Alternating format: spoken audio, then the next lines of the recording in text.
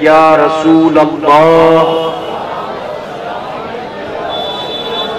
الصلاۃ والسلام علیک یا حبیب اللہ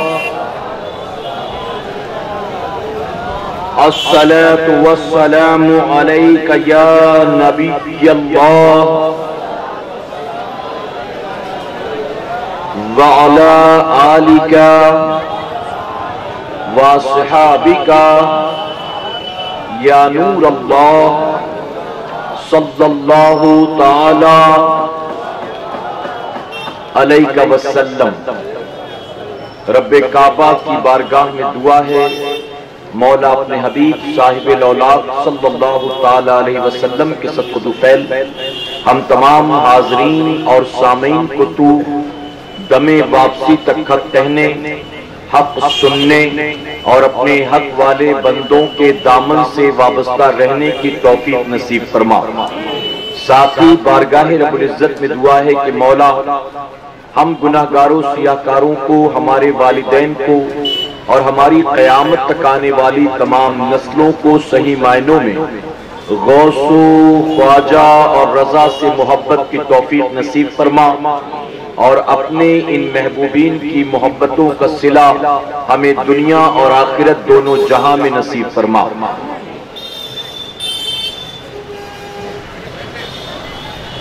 واہ کیا مرتبہ اے غوث بالا تیرا، واہ کیا مرتبہ اے غوث بالا تیرا، اونچے اونچوں کے سروں سے قدم اعلیٰ تیرا، اور سر بھلا کیا کوئی جانے کہ ہے کیسا تیرا، سر بھلا کیا کوئی جانے کہ ہے کیسا تیرا، اولیاء ملتے ہیں آنکھیں وہ ہے تلوہ تیرا۔ اور یا رسول اللہ صلی اللہ تعالی علیہ وسلم تیری سرکار میں لاتا ہے رضا اس کو شفیع، تیری سرکار میں لاتا ہے رضا اس کو شفیع، جو میرا غوث ہے اور لاڈلا بیٹا تیرا۔ میرے پیارے آقا علیہ الصلوۃ والتسلیم کے پیارے دیوانوں، یہ محفل جشن غوث الورا کی محفل ہے۔ آج کی محفل غالباً تیسری محفل ہے۔ آپ نے سیدنا سرکار غوث اعظم رضی اللہ عنہ کے حوالے سے کچھ باتیں سماعت کی اور کچھ باتیں سماعت کرنا ابھی باقی تھی۔ آج کے اس اجتماع یا آج کے اس محفل میں آپ کے سامنے اصلاحی موضوع پر گفتگو کرنے کی کوشش کروں گا۔ اس کی سب سے بڑی وجہ یہ ہے، حضور اکرم صلی اللہ علیہ وسلم کے معجزات ہوں یا سیدنا سرکار غوث اعظم کی کرامات ہوں، ہم اور آپ بچپن سے یہ ساری باتیں سنتے چلے آ رہی ہیں، لیکن میرے پیارے آقا علیہ الصلوۃ والتسلیم کے پیارے دیوانوں، میں بہت معذرت کے ساتھ کہوں گا کہ ان تمام چیزوں کو صرف سن کر، رسمن نعرے لگا کر، نظر و نیاز دلا کر تقسیم کر کے چلے جانا یہی کافی نہیں ہے، بلکہ ان محفلوں میں اصل مقصد ان محفلوں کا جو ہوتا ہے، ان محفلوں کو سجانے کا، آپ کو بلانے کا اور علماء سے تقریریں کرانے کا جو اصل مقصد ہے، ہمارے اور آپ کے لیے ضروری ہے کہ ہم اس کو سمجھنے کی کوشش کریں۔ اور میں ذمہ داری سے کہتا ہوں، اگر ہمیں اور آپ کو اچھی طرح سے یہ بات سمجھ میں آ جائے کہ ہم 11ویں شریف کیوں مناتے ہیں، ہم 12ویں شریف کیوں مناتے ہیں، ہم اولیاء اکرام کا عرس اور بزرگان دین کی تاریخیں کیوں مناتے ہیں، تو جس راستے پر ہماری اور آپ کی زندگی آج گزر رہی ہے، اس راستے پر زندگی نہ گزرے گی، بلکہ ہم سب کے سب جو ہے صحیح معنوں میں قرآن و سنت پر عمل کرنے والے بن جائیں گے۔ میرے پیارے آقا علیہ الصلوۃ والتسلیم کے پیارے دیوانوں، تو محض رسمن محفل کو سجا لینا، بھیڑ بھاڑ اکٹھا کرنا، رات کے 2-3 بجے تک تقریریں سننا سنانا اور گھر جا کر سو جانا، فجر کی نماز کی فکر نہ کرنا، ظہر کی نماز کی پرواہ نہ کرنا، عصر مغرب عشاء کا وقت کب آیا کب گیا اس کے بارے میں غور و فکر نہ کرنا، ان محفلوں کا مقصد یہ نہیں ہے، بلکہ ہم اور آپ اس راستے پر چل پڑے ہیں، جبکہ یہ محفلیں ہمیں اور آپ کو دنیا سے دور کر کے دین کے راستے پر چلنے کا پیغام دیا کرتی تھی۔ میرے پیارے آقا علیہ الصلوۃ والتسلیم کے پیروانوں، اس سائن داراوی کی سرزمین پر آج کی تقریر میں ایسی اہم باتیں پیش کروں گا جو صرف آپ کی آخرت نہیں بلکہ آپ کی دنیا کو سنوارنے کی بھی ضمانت بن جائے گی انشاءاللہ۔ لیکن کب؟ اس وقت جب جسم کے ساتھ ذہن کو حاضر رکھتے ہوئے آپ میری گفتگو کو سماعت کریں گے۔ اچھی طرح سے آپ یاد رکھیں کہ ہم اور آپ دنیا کے کسی باطل مذہب کے ماننے والے نہیں ہیں، بلکہ ہم اور آپ اسلام کے ماننے والے ہیں۔ کہ الحمدللہ وہ اسلام، ہم اور آپ اس آقا صلی اللہ علیہ وسلم کے امتی ہیں کہ جس کے بارے میں صوفیہ فرماتے ہیں کہ 12 نبیوں نے اللہ کی بارگاہ میں دعا کی کہ اللہ تو ہمیں اپنے محبوب کا امتی بنا دے۔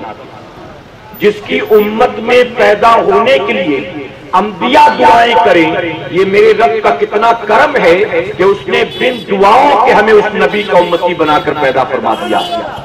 لیکن ہم اپنی پیدائش کے اصل مقصد کو بھولے ہیں، جس راستے پر ہمیں چلنا تھا، ہماری زندگی کے شب و روز و معاملات جیسے ہونے چاہیے تھے، آج ہم نے اور آپ نے اس کو فراموش کر دیا۔ میرے پیارے آقا علیہ الصلوۃ والتسلیم کے پیروانوں، دنیا کے دوسرے مذاہب کے ماننے والوں کا معاملہ یہ ممکن ہو سکتا ہے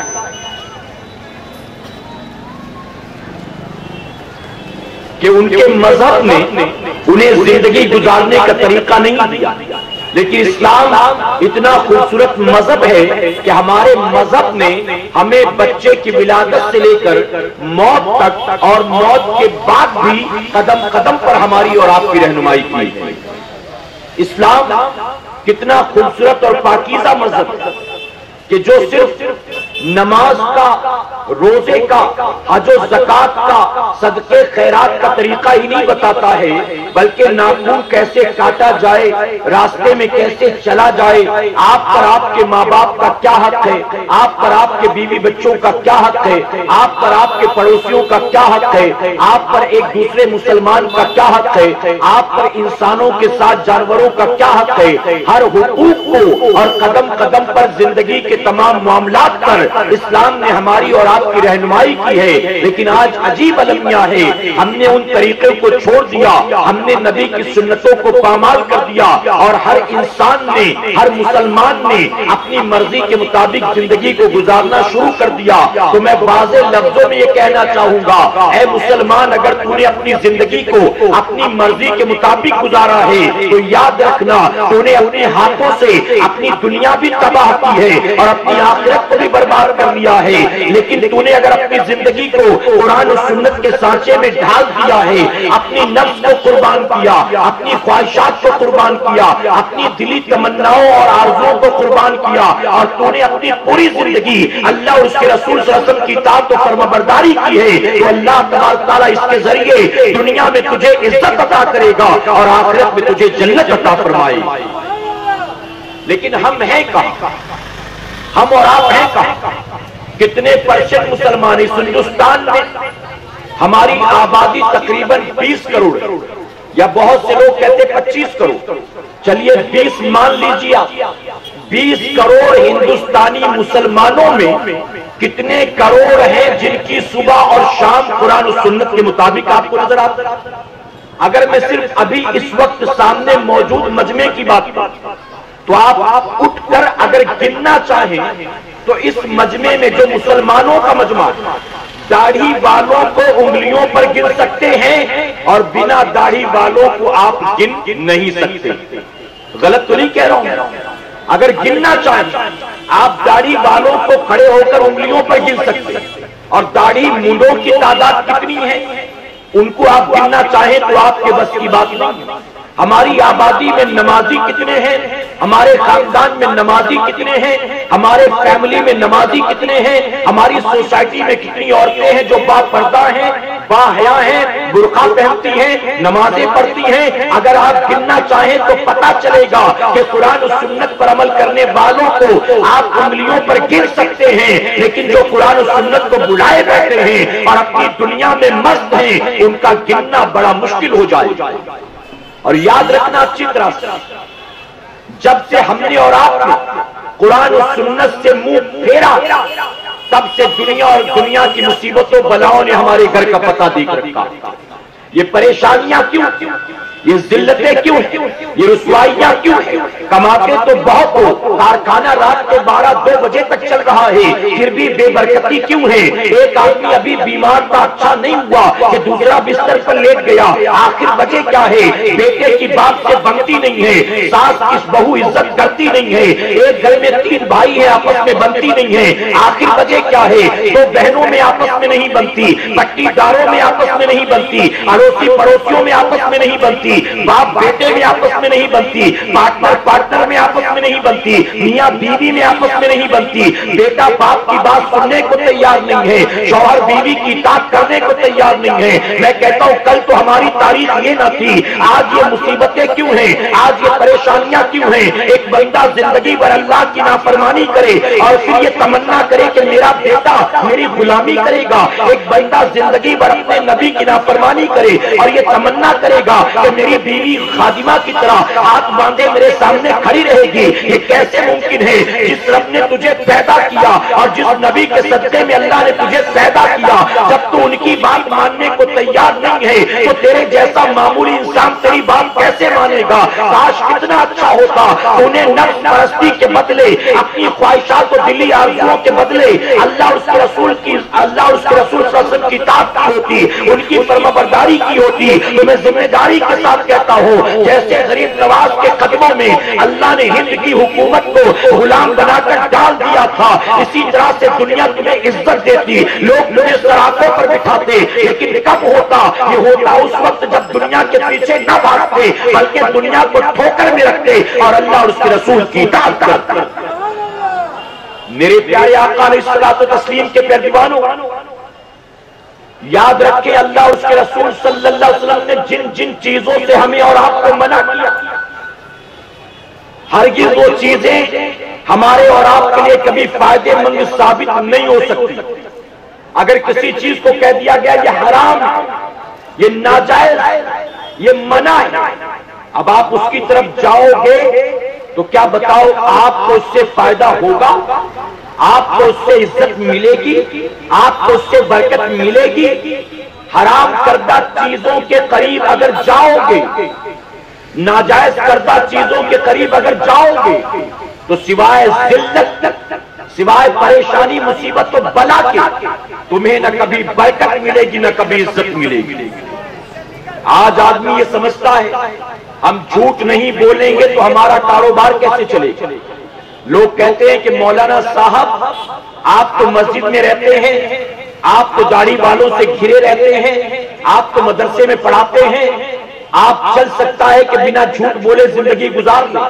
میں تو مارکیٹ میں بیٹھا ہوں دکان لے کر، سارے جھوٹ بول رہے ہیں، پورا کاروبار ٹکا ہے جھوٹ کی بنیاد پر۔ ہم جھوٹ نہیں بولیں گے تو دھندا چلنے والا نہیں ہے، ہم وعدہ خلافیاں نہیں کریں گے تو دھندا چلنے والا نہیں ہے، ہم پارٹی کو دھوکہ نہیں دیں گے، جھانسے نہیں دیں گے تو دھندا چلنے والا نہیں ہے۔ اگر پارٹی ہمیں آرڈر دیتی ہے اور کہتی 3 دن میں بنا کر لانا، ہمیں اچھی طرح سے معلوم ہے کہ 1 ہفتہ لگ جائے گا، لیکن پھر بھی ہم نہیں کہتے کہ 1 ہفتے میں لائیں گے۔ ہم اگر اسی وقت کہتے ہیں کہ 1 ہفتہ لگے گا مال بننے میں تو ہمیں مال نہ ملے گا، کسی اور کو آرڈر چلا جائے گا، اسی لیے جھوٹ بولنا ہی پڑتا ہے۔ ٹھیک ہے 3 دن میں لے آئیں گے، اور 3 دن جب ہوتا ہے تو کہتے بجلی چلی گئی تھی، جب 4تھا دن آتا ہے کہتے کاریگر بھاگ گیا تھا، پھر 5ویں دن کہتے تھوڑی میری طبیعت خراب ہو گئی تھی، 6ٹھے دن کہتے کہتے بچی سیڑھی سے گر گئی تھی، آٹھویں دن کہتے کہ میری بیوی کی طبیعت خراب ہو گئی تھی، یعنی ہونا تھا کام 1 ہفتے میں اور ہم نے 3 دن کا وعدہ کر کے کھینچ کھاچ کے اس کو 1 ہفتے تک پہنچا دیا، اور کہتے ہیں کہ اگر ایسا نہ کریں گے تو کاروبار کیسے چلے گا؟ ہم مارکیٹ میں ہیں تو جھوٹ بولنا ہی پڑے گا، وعدہ خلافی کرنا ہی پڑے گا،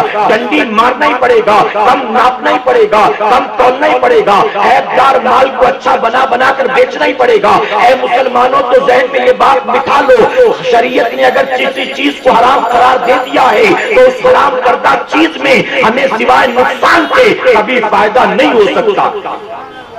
ایک چور چوری کرتا ہے یہ سمجھ کر کہ یہ بھی تو میرا کاروبار، تو اس کے کاروبار سمجھ لینے سے کیا چوریاں کرنا جائز ہو جائے گا؟ میں ایسی بستی میں رہتا تھا جہاں اکثریت پاکٹ ماروں کی تھی، اور وہ پاکٹ مار جمعرات کو مخدوم ماہمی کی بستی میں کی بارگاہ میں جاتے، جمعرات کو مخدوم ماہمی کی بارگاہ میں وہ حاضری دیتے، اپنے اعتبار سے جو کچھ سمجھ میں آتا وہاں کرتے، اور کرنے کے بعد نکل پڑتے تھے حاضرین کی جیبیں کاٹنے کے لیے، اور جب جیبیں کاٹ لیتے اچھا مال ہاتھ لگ جاتا تو وہ شکر ادا کرتے تھے کہ مخدوم ماہمی نے میرا فائدہ کرا دیا، مخدوم ماہمی نے معاذ اللہ۔ تو حرام و ناجائز کو تو اپنے نفس کے لیے اگر جائز و حلال قرار دے تو تیرے قرار دینے سے وہ چیز حلال و جائز تو نہیں ہوتی۔ تو اگر ہم کہیں کہ ہمارا دن بھر جھوٹ بولنے سے ہی کاروبار چلتا ہے تو جھوٹ بول کر یاد رکھنا دنیا کی چند دولت ہاتھ آ بھی جاتی ہو، لیکن آخرت میں اللہ تبارک تعالیٰ اس جھوٹ کی بنیاد آپ کو جس تباہی اور بربادی کے دہانے میں اتارے گا آپ اس کا اندازہ نہیں لگا سکتے ہو۔ اور کانوں سنی نہیں آپ کو دیکھی بات ہے، ایک آدمی بہت اونچے عہدے پر تھا، رشوت پر رشوت لیتا تھا، بلڈنگ بنانا ہے رشوت دے دو، زمین خریدنا ہے رشوت دے دو، پیپر پاس کرانا ہے رشوت دے دو، اس کا سارا کاروبار اسی رشوت پر ٹکا تھا۔ اس نے اسی رشوت کے پیسے سے اپنے بچوں کو ڈاکٹر بھی بنایا تھا، انجینئر بھی بنایا تھا، اپنی بیٹیوں کو بھی بڑا پڑھایا لکھایا تھا، لیکن گھر میں سکون نہیں تھا، گھر میں اطمینان نہیں تھا، کوئی نہ کوئی مصیبت و بلا ہمیشہ رہتی تھی، دولت کی ریل ٹیل تو تھی لیکن مصیبت و بلائیں بھی گھر میں ہمیشہ رہتی تھی۔ یہاں تک کہ وہ دن بھی آتا ہے جب وہ بوڑھا باپ مر گیا تو اس کے بیٹے اپنے باپ کے بارے میں کہتے تھے کاش ہمارا بیٹا باپ غریب ہوتا، اس نے حلال کمائی سے ہمیں کھلایا پلایا پالا پوسا ہوتا، کم سے کم غربت میں پلتے گھر میں سکون تو ہوتا، حرام کما کما کر ہمیں پڑھایا لکھایا ہے، ہماری زندگی برباد کر دی اپنی زندگی کے ساتھ ساتھ، ہم نے اس کے پیسے سے پڑھ لکھ کر جو بھی کمایا ہے ہمیں بھی قرار نہیں ملتا، ہمیں بھی سکون نہیں ملتا۔ اور یاد رکھیں اگر جھوٹ پر آپ کے کاروبار کا دار و مدار ٹکا ہے، جھوٹ کی اور وعدہ خلافی کی بنیاد پر، کم تولنے کم ناپنے کی بنیاد پر، غلط مال کو صحیح بتا بتا کر بیچنے کی بنیاد پر اگر آپ کا کاروبار ٹکا ہے تو یاد رکھنا حضور اکرم صلی اللہ علیہ وسلم فرماتے ہیں حرام کمائی کا ایک لقمہ اگر کوئی کھاتا ہے اپنے بیوی بچوں کو کھلاتا ہے تو گویا خود اپنے ہاتھوں سے اپنے پیٹ میں اور اپنے بیوی بچوں کے پیٹ میں جہنم کی آگ کو بھر رہا۔ جھوٹ بول بول کر کماؤ تو جائز نہیں، وعدہ خلافی کر کر کے کماؤ تو جائز نہیں۔ کپڑے میں عیب ہے لیکن عیب چھپاؤ، خوبیاں دکھاؤ اور کماؤ تو جائز نہیں۔ لیکن آج ہم یہ سب کر رہے ہیں کہ نہیں کر رہے؟ میرے پیارے آقا کے پیروانوں مجھے معذرت کے ساتھ کہنا پڑتا کل تک جن گناہوں کی وجہ سے اللہ رب العزت نے پوری کی پوری قوم پر اپنا عذاب نازل کر دیا، آج وہ سارے گناہ امت مسلمہ میں پائے جاتے ہیں۔ جس گناہ کی وجہ سے پوری کی پوری قوم کو زمین میں دھسا دیا گیا، آسمان سے پتھروں کی بارش ہوئی، ان کی شکلیں بندروں کی شکل میں تبدیل کر دی گئی، کبھی جوؤں کا عذاب، کبھی مینڈک کا عذاب، کبھی ٹڈی کا عذاب، کبھی آسمان سے پتھر، کبھی پانی کا عذاب۔ آج وہ سارا گناہ ہم اور آپ کر رہے ہیں، لیکن پھر بھی یہ احسان ہے میرے آقا صلی اللہ علیہ وسلم کا کہ ان کے صدقے میں اللہ نے اس امت کو عذاب سے بچائے رکھا۔ ہم یہ سمجھتے ہیں ہم نے جھوٹ تو بڑا بولا پھر بھی برکت ہو رہی ہے، کاروبار چل رہا ہے، مال روزانہ آ رہا ہے جا رہا ہے، ٹرن اوور بھی اچھا خاصا، اس کا مطلب کہ اللہ راضی ہے میرے جھوٹ پر بھی معذرت، میرے جھوٹ پر بھی، کیونکہ اگر میں نے جھوٹ بولا اور اللہ ناراض ہوتا تو بجلی گرتی، ہاتھ پیر ٹوٹ جاتے، عذاب گرتا، کارخانے میں آگ لگ جاتی کچھ بھی نہیں ہو رہا ہے، اس کا مطلب ہے کہ میرے جھوٹ پر بھی اللہ راضی ہے معاذ اللہ۔ کیا بتائیے، کاروبار کی ترقی اور دولت کا آنا جانا یہ اللہ کی رضا کی ضمانت ہے؟ اگر آپ کو لگتا ہے کہ دولت کا انبار اللہ کی رضا کی ضمانت ہے تو اپنے گریبان میں جھانکو، جتنا اللہ نے آپ کو دیا ہے اس سے زیادہ تو اللہ نے بابا رام دیو کو دیا، تو کیا اللہ اس سے بھی راضی ہے؟ کیا اللہ امبانی سے بھی راضی ہے؟ کیا اللہ اڈانی سے بھی راضی ہے؟ کیا اللہ ٹاٹا سے بھی راضی ہے؟ کیا اللہ برلا سے بھی راضی ہے؟ تم سے کئی گنا زیادہ تو اللہ نے بل گیٹس کو دیا ہے، تم کیا کہو کہ اللہ اس سے بھی راضی ہے؟ ارے سعودی کے شرابی حکمرانوں کے پاس جتنا آپ تصور بھی نہیں کرتے اتنا ہے، تو کیا کہو کہ اللہ ان شرابیوں سے بھی راضی ہے؟ اللہ ان مشرکوں سے بھی راضی ہے؟ اللہ ان اپنے باغیوں سے بھی راضی ہے؟ اے مسلمانوں، دولت کی ریل فیل اللہ کی رضا کی ضمانت نہیں ہوتی۔ اللہ نے جتنا ان لوگوں کو نہیں دیا، اس سے زیادہ اللہ نے نمرود کو دیا تھا، فرعون کو دیا تھا، قارون کو دیا تھا۔ تو دولت کا انبار اللہ کی رضا کی ضمانت نہیں ہے، بلکہ اللہ کی رضا کی ضمانت تو یہ ہے کہ اللہ اپنے بندے کو دن اور رات میں 2 رکعت سجدوں کی توفیق عطا فرماتا۔ اللہ کی رضا کی ضمانت دنیا کے پیچھے بھاگنا نہیں، اللہ کی رضا کی ضمانت دل میں دین کی محبت کا پیدا ہونا، دل میں اطاعت الہی کا جذبہ پیدا ہونا، یہ اللہ کی رضا کی ضمانت۔ میں تمام بیماریوں اور برائیوں کا تذکرہ نہیں کرتا، اپنی قوم میں پائی جانے والی ایک برائی کا ذکر آج آپ کے سامنے کرنا چاہتا ہوں، اجازت ہے آپ؟ میرے پیارے آقا علیہ الصلوۃ والتسلیم کے پیروانوں، چونکہ پرمیشن کا بھی مسئلہ ہے اور وقت تیزی سے بڑھ رہا، اس لیے تمہید کے چند کلمات سے پھر میں اپنے موضوع پر آیا۔ آج مسلمانوں میں طرح طرح کی برائیاں پائی جاتی ہیں، اور ان تمام برائیوں میں جو سب سے بڑی برائی ہے آج کے دور میں وہ ہے ہماری قوم کے نوجوانوں کا نشہ ور چیزوں کا استعمال کرنا۔ کل میں حیدرآباد میں، پرسوں کرناٹک میں تھا، کہیں پر میلاد مصطفیٰ صلی اللہ علیہ وسلم کی محفل، کہیں جشن غوث الورا کی محفل، لیکن دونوں جگہ مجھے اسی موضوع پر گفتگو کرنے کا حکم دیا گیا۔ ہماری قوم کے نوجوانوں میں نشہ بہت عام ہو گیا ہے، آپ تھوڑا سا اصلاح فرمائیں، ان کی رہنمائی کریں۔ اب میں کہتا ہوں کہ جب کرناٹک کے کسی گاؤں تک یہ بیماری پہنچ سکتی ہے تو یہ تو بمبئی شہر ہے، یہ تو ہندوستان کے تمام شہروں میں سب سے زیادہ ترقی یافتہ شہر ہے۔ اے سرکار مدینہ کے پیروانوں، اس شہر میں نشہ کرنے والوں کی کمی نہیں ہے۔ میں بہت معذرت کے ساتھ کہوں گا، اگر دنیا کی باطل قوم والے، اگر یہود و نصارہ نشہ کرتے تو مجھے اس کی پرواہ نہیں ہے، اس کی وجہ کہ وہ نشہ کرے نہ کرے، ان کو بعد مرنے کے سیدھے جہنم کا ایندھن بنایا جائے گا۔ لیکن اگر کوئی مسلمان نوجوان نشہ کرتا ہے، اگر کوئی مسلمان نوجوان شراب پیتا ہے، اگر کوئی مسلمان نوجوان ایم ڈی کا استعمال کرتا ہے، اگر کوئی مسلمان نوجوان کوریکس کا استعمال کرتا ہے، اگر کوئی مسلمان نوجوان ہیروئن کا اور براؤن شوگر اور بٹن کا استعمال کرتا ہے، تو میں پوچھتا ہوں، اے مسلمان، کیا تو نے کبھی غور کیا اگر گلی کے کسی نکڑ پر چھپ کر تو سگریٹ پی رہا ہو اور اچانک سامنے سے تیرے والد صاحب آتے ہو، اب جیسے ہی باپ کو دیکھتا ہے دل دھک سے ہو جاتا ہے، سگریٹ ہاتھ میں تھی، میں ابھی کش لے رہا تھا، کہیں ابا نے دیکھ تو نہیں لیا، فوراً چھپا لیتا ہے، سگریٹ کو بجھا دیتا ہے۔ میں پوچھتا ہوں کہ تو سگریٹ پی رہا تھا اور والد کو سامنے سے آتا دیکھا تو کلیجہ منہ کو آ گیا، ابا نے دیکھ لیا تو بڑی رسوائی ہوگی، ابا کو میں کیا منہ دکھلاؤں گا؟ میں کہتا ہوں اسی باپ کے چھپ چھپا کر جب دوستوں کے ساتھ تم شراب کے اڈوں پر جاتے ہو، جب تم براؤن شوگر لیتے ہو، جب تم ہیروئن کا استعمال کرتے ہو، جب تم ایم ڈی کا استعمال کرتے ہو، جب تم بٹن کا استعمال کرتے ہو، تب تمہیں یہ خیال نہیں آتا میرا باپ یہاں دیکھے نہ دیکھے، کل قیامت میں جس مولا کو جواب دینا ہے وہ اللہ مجھے دیکھ رہا ہے۔ اگر باپ کی نظر پڑ جائے تو دل دھک سے ہو جاتا ہے۔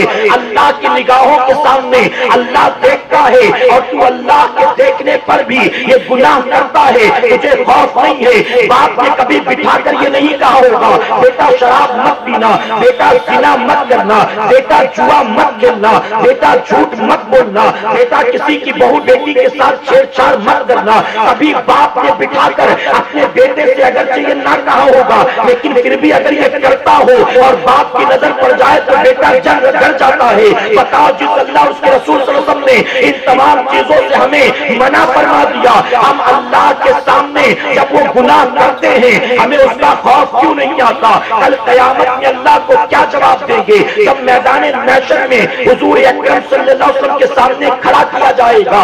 آقا مجھ سے سوال پوچھیں گے, میں آقا کو کیا جواب دوں گا؟ اے سرکار مدینہ کے پہلوانوں, شراب جانتے ہو کتنی خطرناک چیز ہے.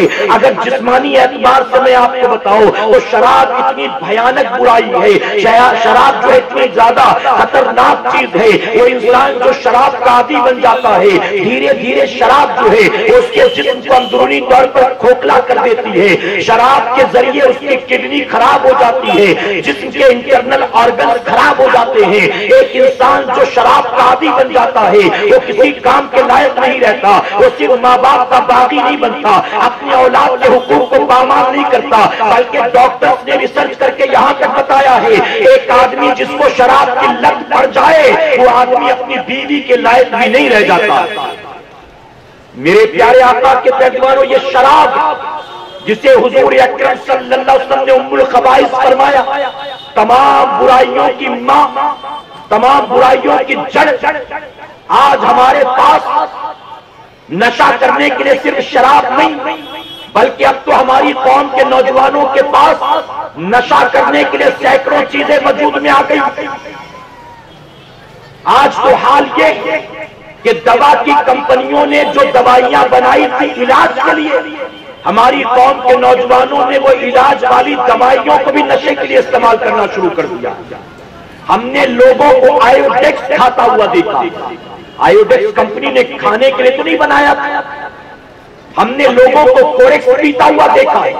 کمپنی نے کورکس نشے کے لیے تو نہیں بنایا, کمپنی نے آیوڈیکس نشے کے لیے تو نہیں بنایا. نہ جانے کیسی کیسی چیزیں. میں کہتا ہوں یزید اگر آج زندہ ہوتا تو وہ بھی دیکھ کر شرم سے ڈوب مرتا کہ میرے پاس تو نشہ کرنے کے لیے سوائے شراب کے دوسرا کچھ نہ تھا, لیکن یہ لوگ تو اتنی ترقی کر لے گئے, یہ حسینی لوگ تو اتنا آگے بڑھ گئے کہ ان کے پاس نشہ کرنے کے لیے صرف شراب نہیں بلکہ کئی آپشنز آ چکے ہیں. اب یہ صرف شراب تک ڈیپینڈ نہیں ہے, ان کے پاس تو چرس بھی ہے, چلم بھی ہے, گانجا بھی ہے, افیم بھی ہے, ان کے پاس ہیروئن بھی ہے, براؤن شوگر بھی ہے, بٹن بھی ہے, اور نہ جانے کیا کچھ ہے. ایسے کار مدینہ کے پہلوانوں, اچھی طرح سے اس بات کو ذہن میں محفوظ کر لو, جن چیزوں سے اللہ اور اس کے رسول صلی اللہ علیہ وسلم نے منع کر دیا ان چیزوں میں سوائے نقصان کے ہمیں کبھی فائدہ حاصل نہیں ہو سکتا. اگر کوئی کہتا یہ پی لے, یہ برانڈی ہے جو سے بنی ہوئی ہے, اس کو پی لے اس سے سکس پیک آتا, اس سے پی لے اگر کچھ جم جاتا ہے اس کے پینے سے تیری جان بچ جائے گی, اس کو پی لے مردانہ قوت بڑھ جائے گی, اس کو پی لے سوچنے سمجھنے کی صلاحیت بڑھ جائے گی. تو یہ یقیناً شیطانی وسوسہ ہے. اللہ اور اس کے رسول کی حرام کردہ چیزوں میں سوائے نقصان کے کبھی کوئی فائدہ پوشیدہ نہیں ہو سکتا ہے. اگر فائدہ ہوتا تو یقیناً اللہ اور اس کے رسول صلی اللہ علیہ وسلم نے اس سے منع نہ کیا. میرے پیارے آقا کے پہلوانوں ذرا سوچو, عرب کا ماحول, عرب کی سرزمین پر جب مائیں بچوں کو پالتی تھی تو پالنے کا عالم کیا تھا؟ گھر کے کام کاج کرتی, بچہ روتا ڈسٹرب کرتا تو اپنے بچے کے منہ میں شراب کے چند قطرے ڈال دیتی, بچے کو نشہ ہو جاتا, وہ بستر پر چپ چاپ پڑا رہتا نشے میں, اور مائیں اپنے گھر کا کام کرتی. یعنی ان بچوں کی گٹی میں شراب ملی ہوئی تھی, ان کو تو پالنے میں شراب پلائی جاتی تھی, ان کو تو جھولے میں شراب پلائی جاتی تھی. لیکن جب وہی بچے پال پوس کر بڑے ہوئے, جوان ہوئے, اور حضور اکرم صلی اللہ علیہ وسلم کے اعلان نبوت کے بعد انہوں نے اسلام قبول کیا, تو جانتے قبول اسلام کے بعد عالم کیا تھا؟ اب نفس کی نہیں, اب اپنی مرضی اور خواہشات اور دوست احباب اور رشتہ دار کی نہیں, اب باپ دادا کے رسم و رواج کی نہیں, انہیں سب سے زیادہ پرواہ تھی تو قرآن و سنت, اللہ اس رسول کی اطاعت کی.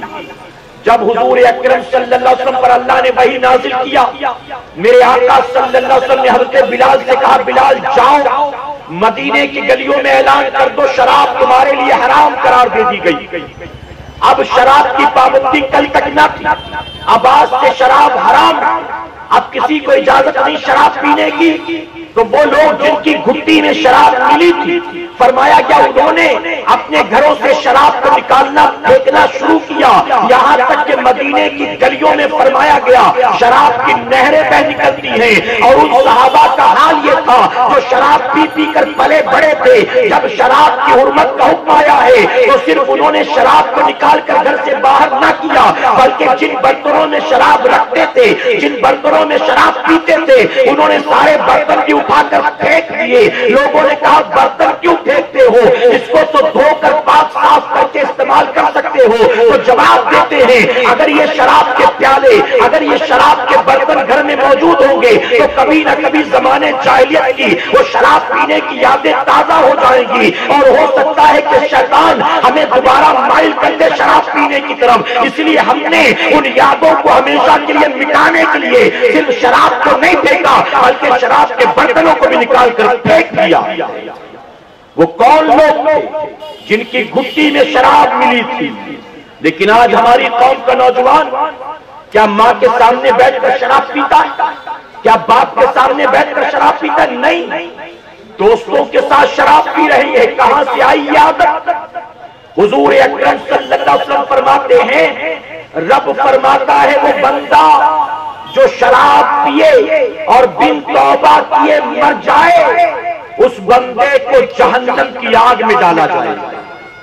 یہاں تک کہا گیا اگرچہ وہ مغفور یعنی مغفرت پانے والا پھر بھی وہ جہنم میں جائے گا، اور وہ جس نے اپنے چھوٹوں کو شراب پلائی وہ بھی جہنم میں جائے گا۔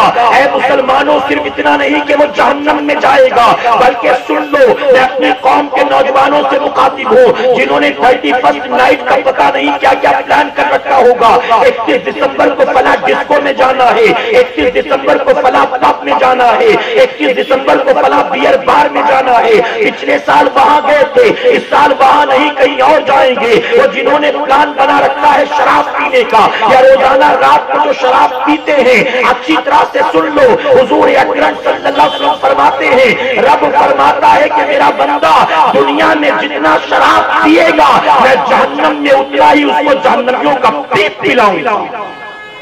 ایک بوتل ہر رات پیتے ہو تو تیار رہنا جہنم میں بھی ہر بوتل کے عوض میں جہنمیوں کا پیپ پلایا جائے گا۔ فرمایا کہ کسی نے ایک قطرہ پیا ہوگا تو اسے ایک قطرہ جہنمیوں کا پیپ پینا ہوگا۔ اور صرف اتنا نہیں بلکہ حدیث مبارکہ میں آتا ہے وہ جس نے شراب کا ایک قطرہ حلق کے نیچے اتارا اور بن توبہ کیے مر گیا۔ توجہ ہے نا آپ کی؟ شراب کا ایک قطرہ حلق کے نیچے اتارا اور بن توبہ کیے مر گیا، اسے جہنم میں فاحشہ عورتوں کی شرمگاہ سے بہنے والا خون پلایا جائے گا۔ وہ عورتیں جو فاحشہ ہیں، گندی عورتیں، کہا گیا ان کی شرمگاہوں سے خون اور پیپ کی نہریں بہیں، اور وہی پانی ان جہنمیوں کو پلایا جائے گا جو دنیا میں شراب پیتے تھے۔ شراب ام الخبائث سے بنی اسرائیل میں ایک عابد تھی۔ تاریخ میں آتا ایک فاحشہ عورت اس عابد پر عاشق ہو گئی، محبت کرنے لگ گئی، بڑے جھانسے دیے، بڑی کوششیں کی، لیکن کبھی اس کے قریب نہ جا سکی۔ وہ عابد کا نیک تھا۔ آخرکار ایک رات اس نے منصوبہ کیا، اس نے اپنے خادم کو عابد کے پاس بھیجا اور کہا بہلا پھسلا کر اس کو کسی طرح میرے گھر رات کی تنہائی میں لے آ۔ خادم گیا اور اس نے عابد سے کہا کہ میرے گھر ایک مسئلہ درپیش ہے، ایک دینی مسئلہ الجھ گیا، ہم اس کو سالو نہیں کر پا رہے، اگر تم چل کر اس کو حل کر دو تو تمہارا احسان ہوگا۔ دیندار آدمی کا جھانسے میں آ گیا، چل پڑا اس شخص کے ساتھ، یہاں تک کہ وہ لے گئے، خادم لے گیا، ایک کمرے میں بٹھایا، کہا کہ میں ابھی آتا ہوں، تھوڑی دیر میں غائب ہو گیا۔ تھوڑی دیر کے بعد اس کمرے کے اندر وہ فاحشہ عورت آئی، اس کے ایک ہاتھ میں شراب کی بوتل، ایک ہاتھ میں بچے کی انگلی پکڑ رکھا تھا۔ وہ عورت آتی ہے کمرے میں، عابد نے دیکھا، فوراً نظریں جھکا لی، کھڑا ہو گیا، کہنے لگا مسئلہ کیا ہے جلدی بتاؤ تاکہ جواب دے کر فارغ ہو میں جاؤں۔ وہ فاحشہ عورت کہنے لگی کہ بیٹھ جائے، کوئی مسئلہ نہیں ہے، کسی دینی مسئلے کو حل کرانے کے لیے ہم نے آپ کو نہیں بلایا، بلکہ یہاں تو میں نے آپ کو اظہار محبت کے لیے بلایا۔ ایک مرتبہ میری نظر آپ کے چہرے پر پڑ گئی، اسی وقت سے میں آپ سے محبت کرنے لگی۔ اظہار محبت کا جب کوئی طریقہ نہ سمجھا تو میں نے آپ کو اس طرح سے یہاں دھوکہ دے کر بلایا۔ عابد نے کہا کہ تو نے بہت بڑی غلطی کی، تو نے جو دھوکہ کیا، کیا تجھے خیال نہیں قیامت میں اللہ کی بارگاہ میں تو کیا جواب دے گی؟ مجھے جانے دے۔ اس عورت نے کہا میں تجھے نہیں جانے دوں گی۔ عابد نے باہر نکلنے کی کوشش کی، دیکھا دروازے کی کنڈی باہر سے بند، مجبوراً رک گیا، کیا کرے؟ وہ فاحشہ عورت کہتی ہے کہ باہر جانا چاہتا ہے تو تیرے پاس صرف 3 راستہ۔ کہا کون سا راستہ بتا؟ اس عورت نے کہا کہ سب سے پہلی چیز یا تو اس بچے کا قتل کر دے، یا تو میرے ساتھ زنا کر، یا تو تو شراب پی لے۔ ان تینوں میں سے کوئی ایک کام کر، تبھی میں تجھے باہر جانے دوں گی۔ اس عابد نے کہا مجھے معاف کر دے، میں تینوں میں سے کچھ بھی نہیں کر سکتا، مجھے یوں ہی جانے دے۔ اس عورت نے کہا ان 3 راستوں کے سوا دوسرا کوئی چوتھا راستہ نہیں۔ اگر تو تینوں میں سے کوئی کام نہ کرے گا تو سن، ابھی میں ہنگامہ کر دوں گی، ابھی میں شور کروں گی، آبادی والوں کو اکٹھا کر لوں گی اور کہوں گی رات کے اندھیرے میں مجھے اکیلا دیکھ کر تو کمرے میں گھس گیا اور میرے ساتھ زبردستی کرنا چاہتا تھا۔ اس عابد نے کہا کہ ایسا نہ کر، میں بدنام ہو جاؤں گا۔ تو عورت کہتی ہے کہ پھر عزت کے ساتھ جانا چاہتا ہے تو تینوں میں سے ایک راستہ چن لے۔ اس عابد نے کہا ٹھیک ہے، مجھے غور کرنے گا۔ کچھ دیر غور و فکر کرنے کے بعد اس نے کہا اگر میں بے گناہ کا قتل کرتا ہوں تو قیامت میں پکڑا جاؤں گا، اگر تیرے ساتھ بدکاری کرتا ہوں تو اللہ کو کیا منہ دکھاؤں گا۔ اس نے اپنی عقل کے اعتبار سے جج کیا کہ شراب مجھے تینوں گناہوں میں سب سے ہلکی لگتی ہے، چلو شراب پی لے۔ حضور اکرم صلی اللہ علیہ وسلم کی حدیث مبارکہ ہے، آپ نے فرمایا شراب ام الخبائث سے تمام برائیوں کی جڑ، اور آپ نے وضاحت میں یہ واقعہ بیان کیا بنی اسرائیل کے عابد۔ اس عابد نے شراب کو کہا اللہ پلا دے اور میری جان چھوڑ۔ اس عورت نے شراب کا پیالہ آگے بڑھا دیا، اس عابد نے لیا، کڑوے گھونٹ شراب کے ہونٹوں سے لگائے، دھیرے دھیرے ایک ایک کر کے قطرے کو حلق کے نیچے اتارا۔ اب جیسے ہی شراب حلق کے نیچے اتری، شراب اس عابد کے دل میں شیطان نے شراب کی محبت کو پیدا کیا، اس کے دل کے اندر شراب کی محبت کو پیدا کر دیا۔ ایک پیالہ پینے کے بعد عابد کہتا ہے اب تو میں پی ہی چکا ایک پیالہ، جو گناہ ہونا تھا ہو ہی گیا، لا ایک پیالہ اور پلا دے۔ اس عورت نے ایک پیالہ شراب کا اور پلا دیا، دوسرا پی کر کہا ایک اور پلا دے۔ اس طرح سے نشے میں دھت ہو گیا۔ اب جب نشہ مکمل طور پر شراب پی کر سر پر چڑھ گیا تو شیطان نے اس عابد کے دل میں عورت کی محبت کو پیدا کیا، عورت کی طرف وہ مائل ہوا، اس عورت کے ہاتھ کو پکڑا، قریب کھینچتا ہے، عورت کے ہاتھ کو جھٹک دیا اور جھٹک کر کہتی کہ سن، اس کمرے کے اندر ہم دونوں کے علاوہ یہ بچہ بھی موجود ہے، اگر تو مجھے پانا چاہتا ہے اس بچے کا قتل کر دے، اس کے بعد میں اپنے آپ کو تیرے حوالے کر دوں گی۔ ایسی دھن چڑھی تھی اس عورت کے ساتھ بدکاری کی کہ اس نے اس بچے کا قتل کر دیا۔ اس کے بعد رات بھر شراب پیتا رہا، اس عورت کے ساتھ بستر پر بدکاری کرتا رہا۔ حضور اکرم صلی اللہ علیہ وسلم فرماتے ہیں کہ اس نے جس گناہ کو سب سے کمتر اور ہلکا سمجھا تھا اسی نے اس کو باقی برائیوں میں مبتلا کر دیا۔ میں اپنی قوم کے ان نوجوانوں سے کہتا ہوں جو بڑی بڑی نشاور چیزیں استعمال کرتے ہیں، سب سے پہلے کوئی ایم ڈی کی طرف نہیں جاتا، ہیروئن کی طرف نہیں جاتا، براؤن شوگر کی طرف نہیں جاتا، بلکہ پہلے شراب کے چند قطرے انسان حلق کے نیچے اتارتا ہے، پھر دل کھلتا چلا جاتا ہے، ہمت بڑھتی چلی جاتی ہے، جذبات جوان ہوتے چلے جاتے ہیں۔ اب شراب میں مزہ نہیں آتا، کچھ اور ہونا چاہیے، کچھ اور ہونا چاہیے، کچھ اور ہونا چاہیے۔ ہم براؤن شوگر کو کب سے پی رہے ہیں، تھوڑا اور اسٹرانگ ہونا چاہیے، تھوڑا اور پاورفل ہونا چاہیے۔ نتیجہ یہ ہوتا ہے کہ انسان دھیرے دھیرے صرف اپنے ماں باپ کے حقوق کو پامال نہیں کرتا، بلکہ نشہ پر دوائیوں کی لت ایسی پڑتی ہے کہ ماں باپ کا دشمن بھی بن جاتا ہے۔ آپ نے اسی بامبے کی اخبار میں دیکھا دیکھا ہوگا, کئی سالوں پہلے کی بات ہے, ایک جوان بیٹا ہاتھ میں چاقو لے کر جو خون سے سنا تھا اور اس کے کپڑے خون سے لطپت تھے, پولیس اسٹیشن میں آتا ہے, اپنے آپ کو سرنڈر کرتا ہے. پولیس والوں نے اس کو دیکھا, پوچھا کس کا مرڈر کر کے آتا ہے, تو جواب دیتا ہے اپنی 62 سال کی بوڑھی ماں کا قتل کر کے آتا ہو. اس ظالم سے پوچھا گیا تو نے اپنی ماں کا مرڈر کیوں کیا, تو جواب دیتا ہے مجھے دھیرے دھیرے غلط دوستوں کی سنگت کی وجہ سے شراب کی عادت کی لت لگ گئی تھی. میں ماں سے روزانہ بہانے کر کے پیسے لیتا تھا, پھر جب ماں کو پتا چل گیا کہ میں شراب پیتا ہوں, ماں نے پیسے دینے بند کر دیے, میں لڑ جھگڑ کر ماں سے پیسے لیتا تھا. آج میری ماں بڑی بزد ہو گئی تھی, تو کچھ بھی کر لے میں پیسے نہیں دوں گی, تو کچھ بھی کر لے میں پیسے نہیں دوں گی. میں ماں کو سمجھاتا رہا مجھے غصہ مت دلا, اے ماں مجھے نشہ کرنا ہے غصہ مت دلا, اے ماں مجھے تھوڑی سی شراب پینی ہے مجھے غصہ مت دلا, بس تھوڑا سا پیسہ دے دے, تھوڑا سا پیسہ دے دے. لیکن میری ماں ماننے کو تیار نہیں تھی. یہاں تک کہ میں کچن میں گیا, میں نے چھری اٹھا لی